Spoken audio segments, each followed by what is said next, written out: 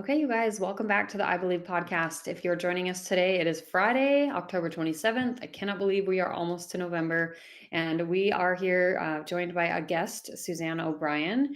And before I introduce her fully, I'm going to just run through a couple housekeeping announcements. So, first up in November, in just a few short weeks in LA, Santa Monica area, we are going to be having our second, well, I guess it's not second, it's been going on for longer than that, but we're going to be having our Looking for a Cure run and walk for those of you who want to come and support for ocular melanoma. If you have not registered or started a fundraiser or gathered your friends and family to come and walk or run with us in LA, we hope you'll join us. Head to lookingforacure.org and you can register for that race. We also have the Scottsdale Walk coming up, as well as the Dallas Fort Worth and the Houston Walks. Those two are coming up in December. And then November 19th is the Scottsdale, Arizona Walk. So I hope you guys will join us. If you'll be at the Scottsdale Walk, you'll see me. I'll be there. And then coming up in January, we have more walks. 2024 is already set with some of the dates. So just take a look at lookingforacure.org and you can find a race near you so that you can get started, get registered, and make sure that your friends and family know about any of the early bird signups. Last announcement is if you have not seen this floating around on Facebook, we are doing a cookbook project. And this cookbook project is actually going to go up on the podcast. You'll hear a little bit about it in an episode that I'll upload later today. But if you haven't checked that out, please go scroll back, find our post about the cookbook project. It's Looking for a Recipe. And we are so excited to have Rachel Horn and her mom who fielded this idea to us. And we're excited to just bring the community together, gather recipes. So if you have any questions, reach out to myself or tag us on Facebook and we can answer questions. With that, let's go ahead and introduce our guest for the day. So we have Suzanne O'Brien, who is a registered nurse from St. Petersburg, Florida. And I'm going to go ahead and let you just kind of tell us your history, Suzanne, if that's okay. Oh, absolutely. First of all, thank you for having me, and thank you, everyone. I'm a registered nurse by trade, and my background is in hospice care, which is end-of-life care, and/or oncology care, which is cancer care. And from the moment that I worked in that space, I realized that we have huge gaps, not just in education and support, but even about talking about the natural, sacred experience that end of life is, and then how it can go so much better for patients and families. And we need to now bring that back. 100 years ago, it was something that a grandmother used to teach a grandchild, end of life, how we care for people. And literally, we've removed it almost entirely from our awareness, and it's causing end of life to be 1,000 times more challenging. So I developed trainings called doula givers, and we'll talk about that. That is for the non-medical holistic training for families, for caregivers, just so we can bring back this education. And I will tell you this, that 80 to 90% of a better end of life happens when we talk about it and plan ahead and know what's available to us for support. So that is what I do. And I am grateful to be here with you. Well, I so appreciate you joining us. And for those of you who don't know or haven't seen Suzanne's Doula Givers page or any of her stuff on Facebook, I have followed her stuff for a while, like just her page, her content, and she has a ton of resources. And we'll talk about a little bit more of that. She has done a lot of videos. She's very, just very open, but I also feel like very sensitive to what this journey Mm, looks like for people.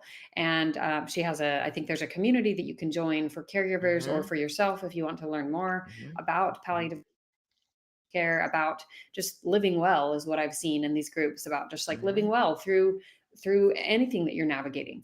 Right. And of course, with a stage 4 diagnosis or with a cancer diagnosis, that can look different. So can Yes. we let's just kind of establish a definition. Um, let's talk about the difference between like what is palliative care and what is hospice care. Yeah, absolutely. So a lot of times they're grouped together. So you'll see palliative hospice care, and it really, again, the word hospice almost right now has this entirely fear-based and negative connotation. There's several reasons for that, but the main reason is this, is that people know it means death and dying, and they don't want to go there because death is our number one fear in this world. Which, by the way, I just have to share with you, I've been doing this a very long time. And for something that's 100% guaranteed as part of our journey for all of us, for it to be the number one fear in the world, how did that happen? And it really is only in the last 100 years. And I really had to study this, being that practitioner at the end of life, hospice nurse, oncology nurse, when people would get diagnoses that would, put them right in that space of thinking about the end of life. Um, it's so much more difficult, and the fear just comes about. And I always try to say, what is the fear? And I understand we don't want to rush this, we don't want to get there. But when we don't know the support, the availability, what life's about, really what makes a beautiful end of life, we can't have that accomplished if we're not discussing it. And just to share with you all that I have been privileged and honored to see some of the most beautiful end of life experiences. And this is why my platform was built, to give those elements, what I call the elements of what you need to know as a family member, as a person in this journey, that allow you to have that positive end of life. So for something that's 100%, and I'm talking about 80 to 90% beautiful, that's what we're talking about. That's what my experience is. And so I don't want us to be afraid of something that maybe we can't even pinpoint. What is that fear? And that's one of the big questions. So going back to palliative and hospice care, is that palliative means symptom management. So it means that this disease process or condition can't be reversed. So it can't be reversed by a treatment or a surgery, but it means that we can do tight, what I call tight symptom management, which, by the way, with tight symptom management, I have seen people do better in the last 6 months of life than they have in 30 years. And that's really important. The longer we're living now, and our lifespan we've never seen this aging population and this demographic, we are going to have issues happen: physical, cognitive, financial. And so we need to know what we can do for that high quality every single day of living. And we can get it really high when we share the tools of how to do that. So palliative means it can't be reversed, but we can have comfort care and symptom management. And hospice means that end of life care. And again, it applies to, the goal is to have symptom management so tight that every single day is at the highest quality for as many days as we have. And I believe all of us should live our every day that way with that. Yeah. No, I love that. And I think that Mm, that's such a nice way to break it down, and to just kind of establish like yes, they are related, but also yeah, they're separate in some ways. Like they absolutely. have their own unique purpose. Um, And the so more, yeah, I'm sorry, and Danae, no, you're good. the more that we see this aging population and family caregivers needing that support of what can we do, we honestly have to really understand what palliative care is, how it is not hospice, because we want our loved ones to have the highest quality. So palliative care will become more and more, I think, a part of all of our journeys as this aging demographic progresses. Mhm. Yeah. So can we just talk a little bit about like why is this beneficial to the patients and families? Obviously, like we want, yeah, I think we've kind of covered a little bit maybe to the patient, but why is this helpful to families, like the caregivers of these patients who are seeking or needing that palliative or hospice care? Yeah, so we love our loved ones, we love our family members, and I think sometimes we feel incredibly helpless when someone's going through an illness. And I want to say this, that it is almost equally as intense for that main caregiver as it is for the person going through it. Very different journeys. But when we are caring for people, we care for not only the patient, but all the loved ones as well. And so we want to bring back education and tools to support the caregiver, to be able to know what they can do. So it's an empowering moment to help their loved one that's in this situation. And what I found as a nurse, unfortunately, and I think this is not news to anyone, is that our medical system is broken down and fragmented. And the amount of actual bedside time that medical practitioners have with patients is so minimal. As a hospice nurse, I was there for 1 hour once a week in the home. 1 hour once a week. There are huge gaps right now because of the reimbursement structure. And so, what I did about 16 years ago now is go to my hospice CEO and say, these end of lives are not going as well as they could go. And I'm being very gentle when I say that. And the concept of hospice is that the hospice nurse is supposed to teach the loved ones, the family member, how to care for their dying loved one. There's not enough time. It's not happening. What about if I develop this training, which I have here for you, 3 phases of end of life, interventions that the family can use in each one of those phases, and we can teach them ahead of time and they can have it in its completion. And he said, this is great. We can't do it. And I said, why? He goes, we won't get reimbursed for it. So I said, okay, I'm just going to go to the local library, give it for free. And guess what happened? Not a seat left in the room. It filled up. And so, again, we want to make sure that we're filling the gaps of what mainstream medical at this time is not able to provide. And I want to remind us all of this, that death is not a medical experience, it's a human one, and it's a holistic one. And 100 years ago, a grandmother used to hand down this skill to a grandchild.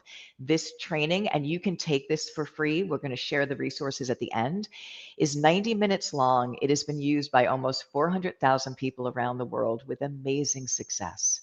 And so today, this is still what Doula Givers, our main initiative, is that free training. It empowers families to feel grounded and centered, that they know what they can do to care for their loved one or know that what they're seeing is a natural part of the process. It allows for the highest quality of the day. It brings back the sacred experience of end of life, and it being natural completely changes everything. So that's what we need to do for patients and families. And just one more thing is that 9 out of 10 people say that they want to be cared for at home if they become terminally ill. And my hand is up with that. We need to support patients to be able to be at home with supporting the families to know how to do that, because 98% of the hands-on care in hospice care is done by the loved ones. That's such a good point, and I don't know that I Mhm. have ever established, this level of knowledge myself.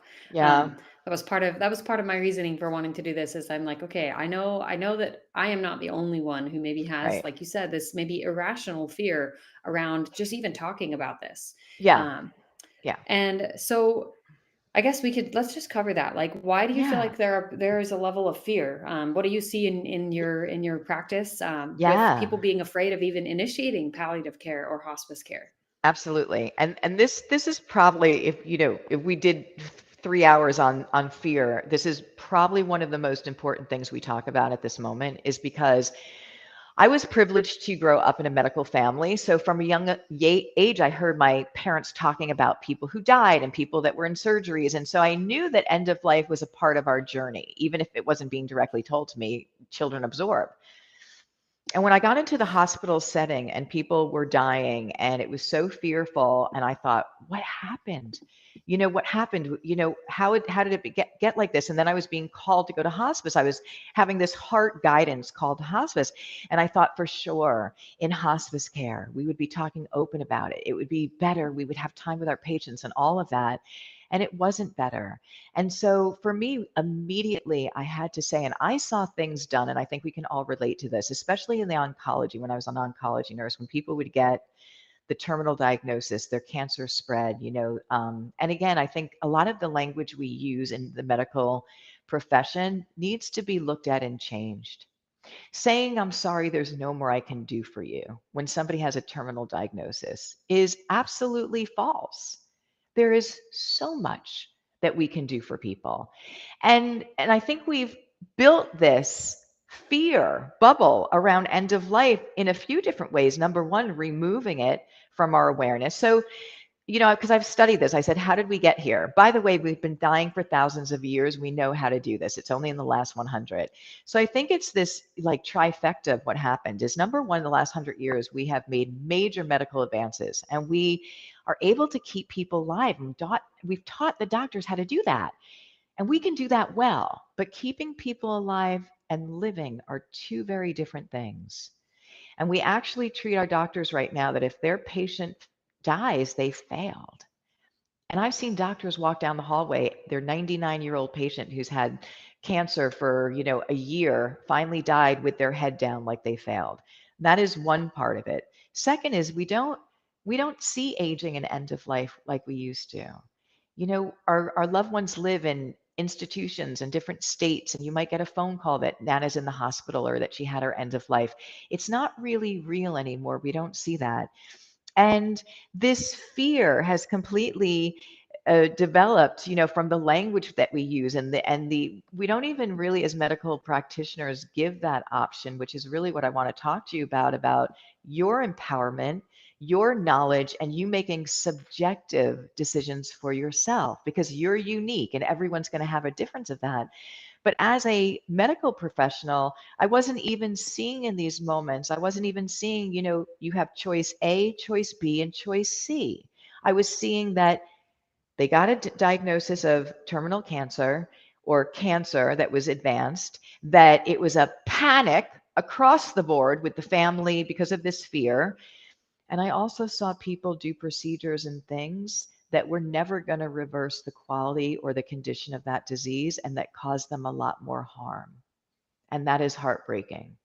So I want to say this, that for a part of our journey, end of life, that we'll all be experiencing with ourselves, with those we love, is that we need to decide for ourselves what quality of life means to me, and when is the time, when is that in my journey where I wouldn't want things done to extend my life if there's not quality there. And then, of course, bringing in the beautiful end of life experiences, what people have said at the end of life, so that we can bring it back into the natural sacred experience that it really is, that doesn't need to be feared, or have we just developed this bubble for whatever reason that is making end of life 1,000 times harder for all of us? No, and I wonder, and I don't want to go off too much of a tangent, but I Mm. followed a wife of someone who is in our community, and we've actually had her on, Emily Bingham. She's a grief, I guess you would call her a Hmm. grief coach, and Yeah. she's a widow, and she specifically works with other widows, and she's got a fantastic course, and she really just took her experience and has transformed both Hmm. herself and also been able to transform the experience of others. And it's Yeah. been beautiful to see her do that. But one of the things that she's talked about is this idea that in our world, A, we don't talk about dying enough, and Hmm. B, we don't talk about grief enough.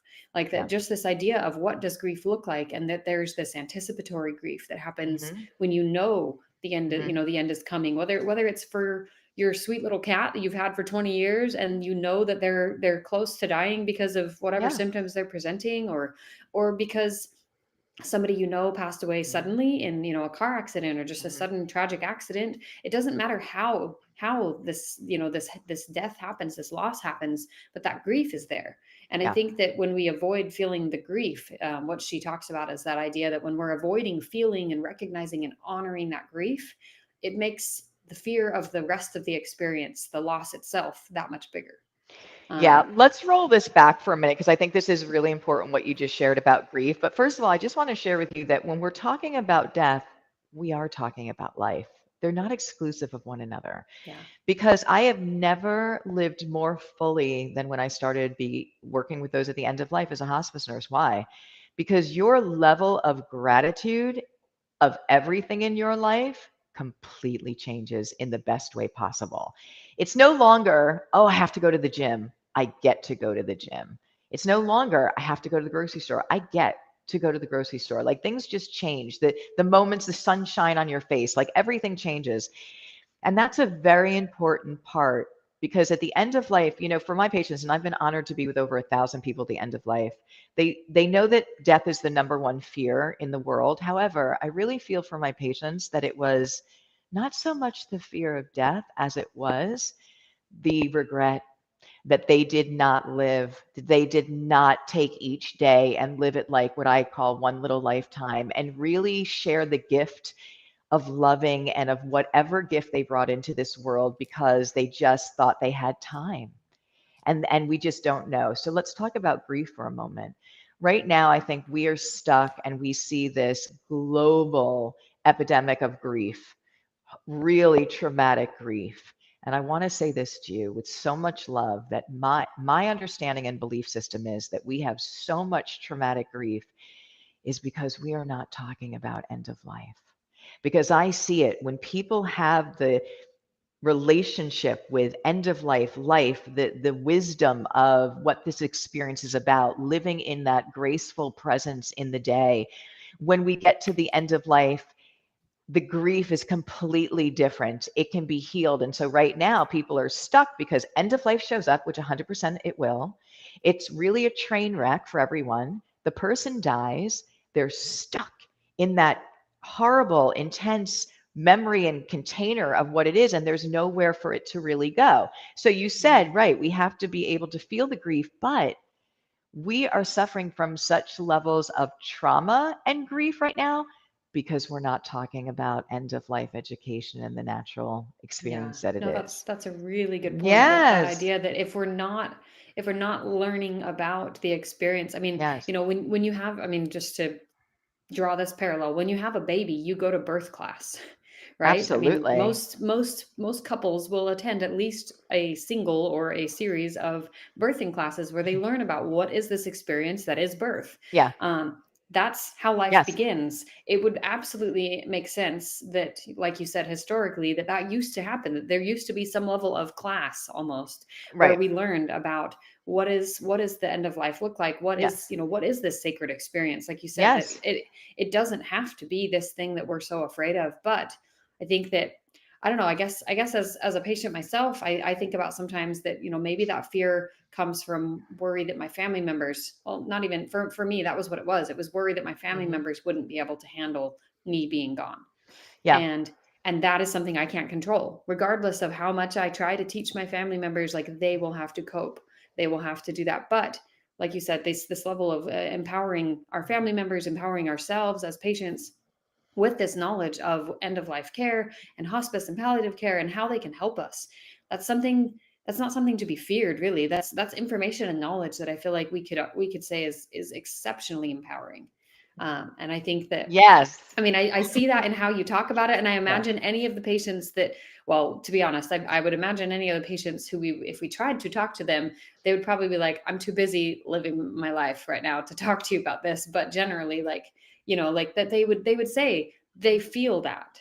What I have chills because so many things just like came in when you were talking like across the board. And we had this one beautiful woman, Jody Stockhammer, and she was stage 4 on hospice. And I was doing an interview with her and she was running, and this was early in the morning. She runs in and she's like, I'm so sorry I was late because I was doing this and that and the other thing. She talks about never having more joy and love in her life until this stage. Symptom management, but her heart broke open. She learned about life so much in it. She learned about letting go and forgiveness. Talking about end of life education teaches us how to live. It is our greatest teacher about how to live. And the fact that we've removed it, Danae, I feel like is directly related to the chaos in which we see in the world. I mean, let's bring the sacredness of this whole journey of humanity back. Yeah. I love how you talk about this. Like, and I like this Mm, idea that it is very much a human experience. So yes. let's kind of get back to this idea of a stage 4 diagnosis, right? Sure. We Hmm. know historically in a Hmm. conventional medicine, Yep. in those terms, stage 4 typically means they expect end of life will happen due to Hmm. this diagnosis. They Hmm. can't guarantee that it will or will not because Right. they can't see the future. And Hmm. but in our community, oftentimes, when patients are diagnosed with their eye, that's the primary diagnosis. And then we Hmm. talked about this, that it then goes to the liver or the Hmm. lungs, and Hmm. then from there can kind of go other places. And when we're given that diagnosis, most conventional or medical doctors would call that a stage 4 diagnosis. So my question then is, within the realm of this stage 4 diagnosis that happens, especially for us, sometimes it happens really early when there's Hmm. very little stage 4 disease, but it still Hmm. is there, and it's Hmm. still very much a risk to your whole body. um, what's the best time for a patient to consider engaging with palliative care? Earlier rather than later. And so what I want to say, and so we're talking about stage 4, and I love that because it's so important to support people everywhere that they are. But earlier rather than later, I will tell you this, that the earlier that you get that support with symptom management, with choices, usually the better that whole process goes, that whole end of life goes. But I also realize this, that because there is such a sting with talking about end of life and disease processes, that when we are fearful, and of course, if somebody has an actual stage 4 diagnosis, it's going to, just be something that's so life altering and heavy. It's very hard to have uh, the understanding and the grounding to learn and to absorb things. So, what I would share is that if possible, let's talk about this ahead of time. Let's talk about different options. And so I really want to emphasize that. But if we are at stage 4 earlier rather than later, don't wait. Because when people wait, which right now we're all waiting way too long, is Yeah. that I'm running in there as a hospice nurse and basically putting band-aids on something I see. It's not going as well as it could go nearly enough.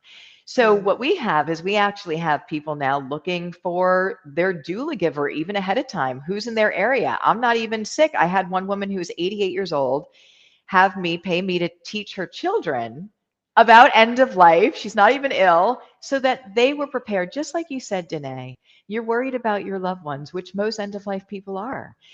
They want to support their loved ones. So it wasn't that, I mean, I think that's such a beautiful thing is that she had me sit with her family, teach them, let them ask questions, have the plan in place so that they feel so empowered for something that they know one day, not knowing when, will show up. So Mm. choosing ahead of time and knowing, even dipping your foot into this and just asking some questions that are on your mind, but just keep in mind that sooner rather than later when we're actually in it, the sooner you can do, the better that end of life will go.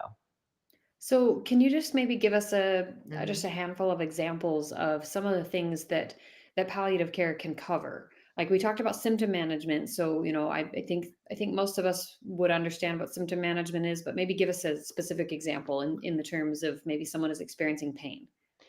Okay, so let me give you an example about pain. So when we say palliative care, I really have to do this as a disclosure, is that don't assume that because you have palliative care on the case that all your problems are solved.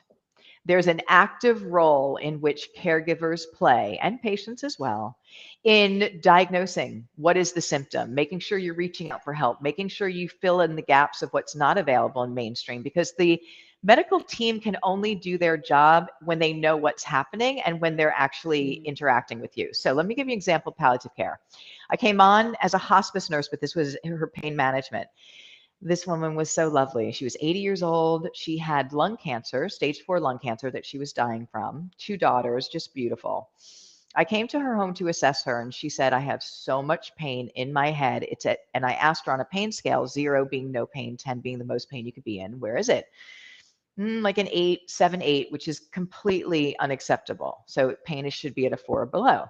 She was on, I think, if I remember correctly, I think it was 80 milligrams of morphine a day, which is a huge amount of morphine. So she was already conditioned to that, and her pain was still at a 7 and 8. From my experience, that's telling me that it's not a somatic pain that a narcotic medicine would cover. So Mm. what is the pain? So I need to ask her, what does it feel like? Is it a burning pain? Is it a stabbing pain? Is it intermittent? She was like, yeah, it's a nerve pain. So I went back to the doctor and I said, we have somebody, and I believe this is a nerve pain that she's had. She needs a gabapentin or a different medication. The minute that she started that, her pain went down to a 2 or 3. She was able to eat her tuna fish sandwiches and milk, don't judge, and watch her soap operas, which is what her favorite thing to do once a day was. You have high levels of pain, you can't enjoy anything. Mm. She lasted with us for weeks after that with such a high quality of life because her pain management was there. But if I, and look, she had been to doctor to doctor to doctor. If we Mm. don't dig a little bit deeper and assess and ask the right questions and teach my families to ask those questions, we can't help somebody. So it's so important. But also there's, and I want to say this in the most loving way with not judgment. There's huge gaps in how much time a medical practitioner is with patients and families. It's up to us as family members to really say, Mom, are you having pain? What does it feel like? Making sure you're contacting that medical.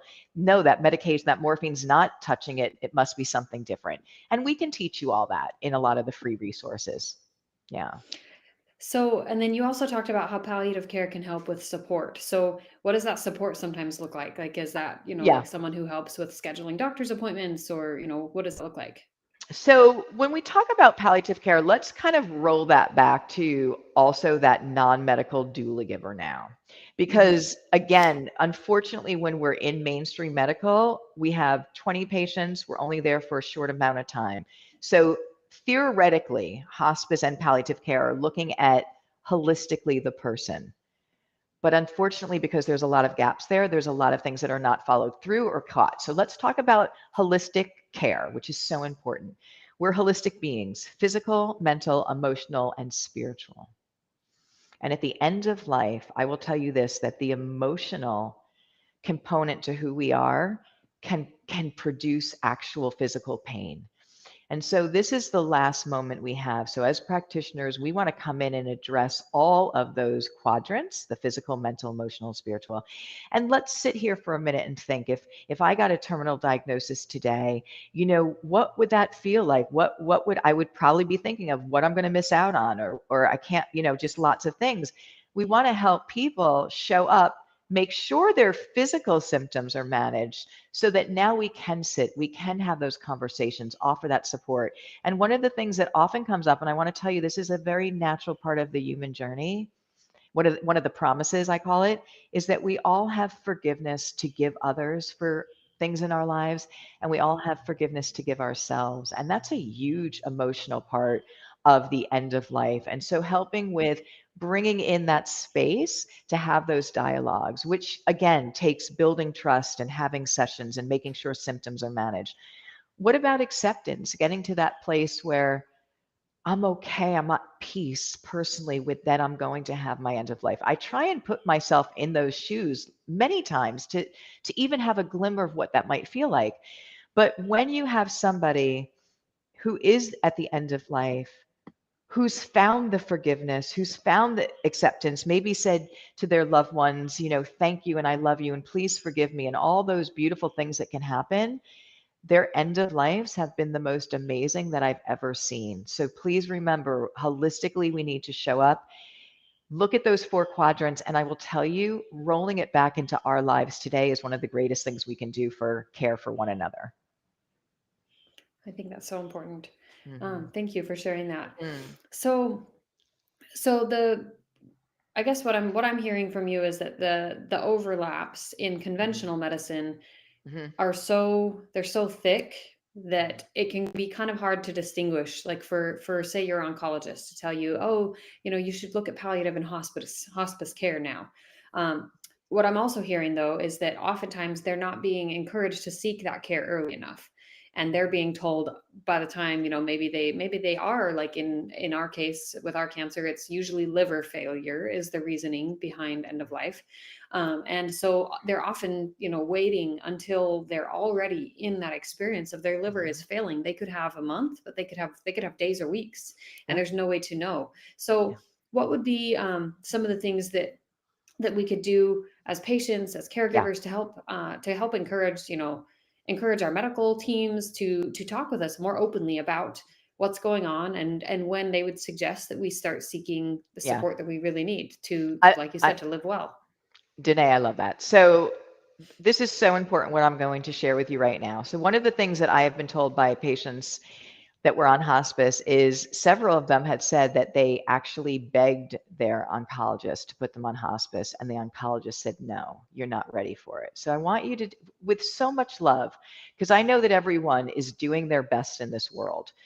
I want you to know that you have the choices and the power. So here's the thing about hospice is that you do not need your practicing doctor to give you permission to go on hospice if you feel that you and your loved one want to do that. If you are up against a place where somebody is like, we're not there yet, but you are like, no, I want to, you can actually contact that hospice. They can send out a nurse who will do an assessment. And if you are hospice appropriate, they will have their medical director admit you to hospice. So I don't want you to give away your power, so to speak, to other people. I want you to know how much power that you do have.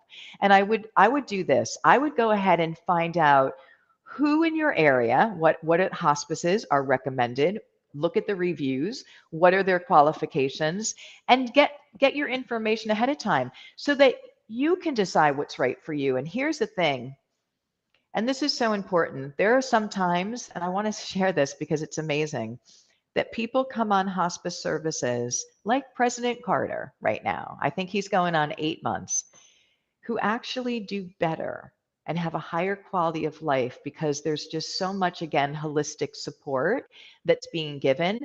Um, And let's be very honest that going through surgeries and going through different things are very hard courses to endure, but you're the only one that knows what's right for you. So find out ahead of time. And I want you to understand that your practicing doctor is not the one that holds the key to hospice and getting you on it.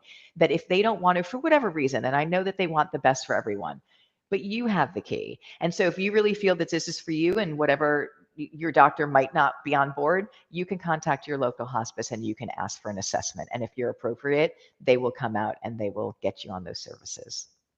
Well, thank you. I think that's super empowering to It hear, is and I hope that empowering. patients and caregivers can take that, Yeah. because, like you said, I think that there's this level, this stigma, and we've kind of alluded to this, but I don't Yeah. think we've really kind of jumped it Yeah. or solidly landed on this idea. But this stigma around hospice care and palliative care, really both of them, Yeah. that says if I'm admitting I need this, I'm somehow admitting defeat. I'm admitting defeat as a doctor with my patient that I can no Yes. longer help them.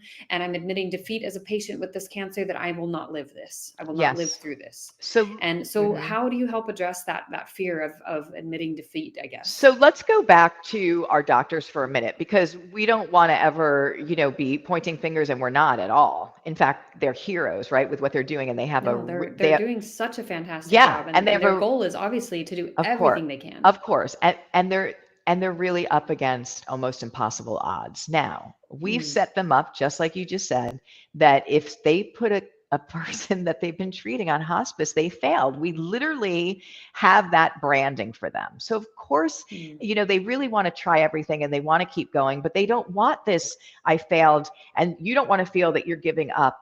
And I want to say, the words and the phrasing that we're using around this has to change. And that's how we're going to shift the culture because what are we giving up of? If I go on yeah. hospice, am I giving up of having a beautiful end of life be possible for me and my family? Of course not. I'm giving into that. So Yeah. It's like so you're letting go of a different picture. you're of an illusion. Yeah. And Yeah. so what we've done is we've completely in the last 100 years developed this fear of death, developed the conversation, trained our doctors. So all of it is a standoff. We've got to educate the opposite to bring back the truth of it. And that's how we can have these conversations. And I also just want to say that doctors have very little time with patients. To have an end of life conversation is not 15 minutes. It's not 10 minutes. We're not giving them they're not trained in med school with it and they're not given the time to have it.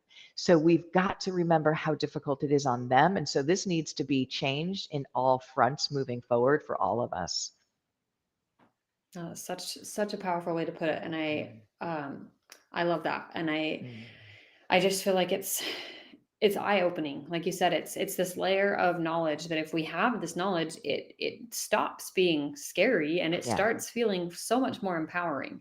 And I Yeah, really hope that our patients that are listening, our caregivers, can take that away from this episode for sure. I hope so because I obviously this is my life's purpose and this is my life's work. So, I often think if the expectation is to keep somebody alive forever in this, maybe what we need to be doing is changing the expectation.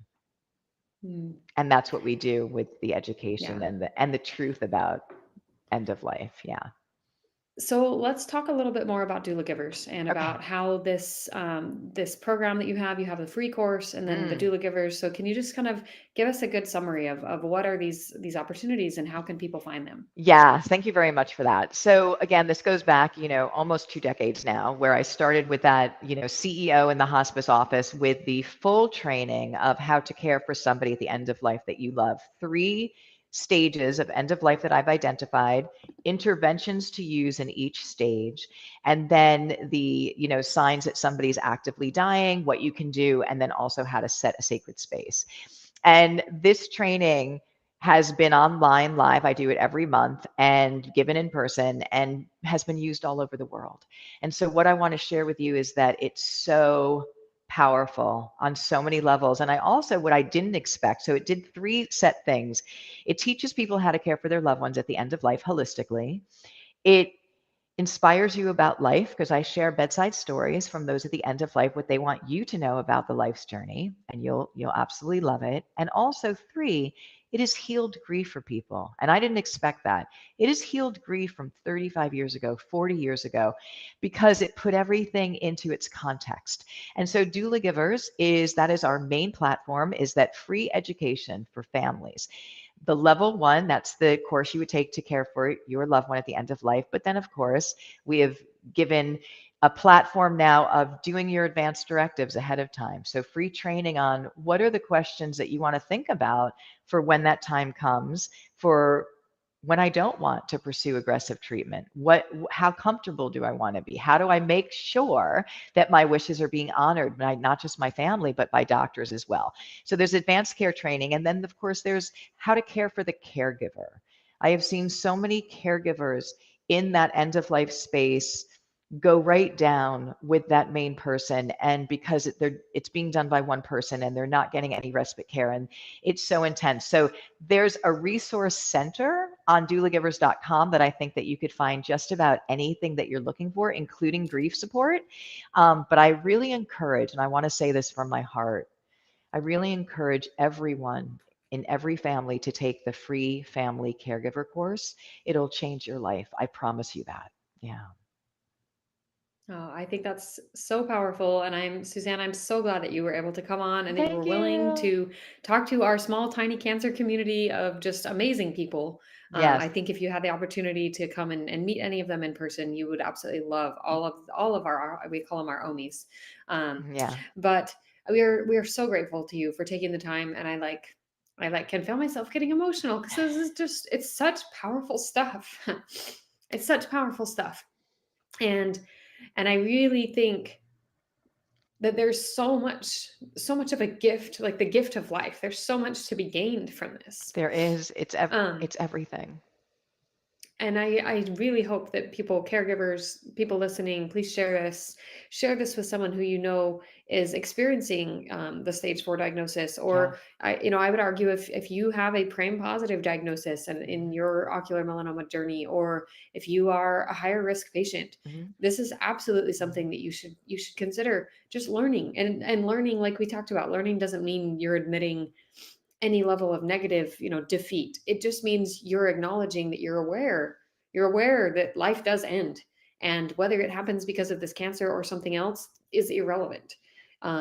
Yes, this cancer adds a whole layer of uncertainty and crazy that we all get to deal with, and the medical appointments and all of that is just not fun. But Yeah. Suzanne, you did such a good job of just pulling this together, and I feel like of helping frame this in a way that it is an empowering stage.